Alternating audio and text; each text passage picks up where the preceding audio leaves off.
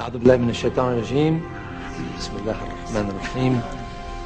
In the name of God, the merciful, the compassionate, brothers, sisters, what is the greatest threat facing Islam today? American aggression in the Middle East. The Zionist occupation of Palestine. These are merely symptoms of a greater disease. The real threat is in our hearts. Instead of allowing Islam to transform us, some Muslims are trying to transform Islam to serve their political agenda. They are using the label Islam to kill, murder innocent people. Something that the Prophet would never have condoned, sallallahu alayhi wasallam. Remember Surah 13, verse 11. Allahu la yughayru ma bi qawmin hatta yughayru ma bi anfusihim. God does not change the condition of a people until they change what is in themselves.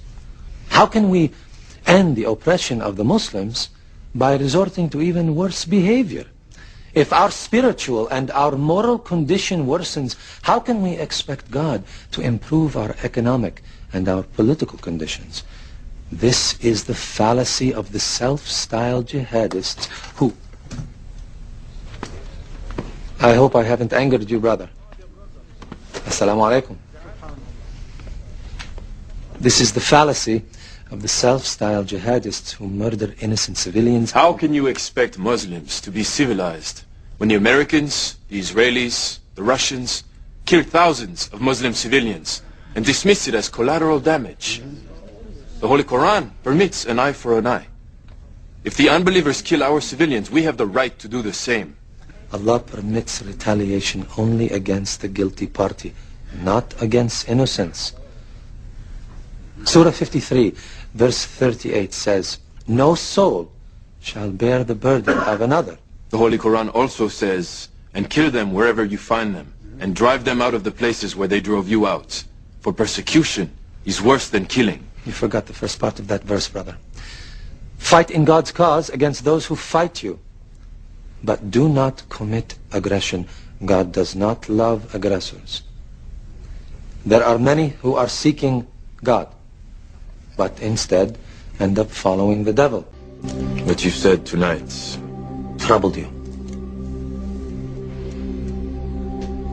Yes.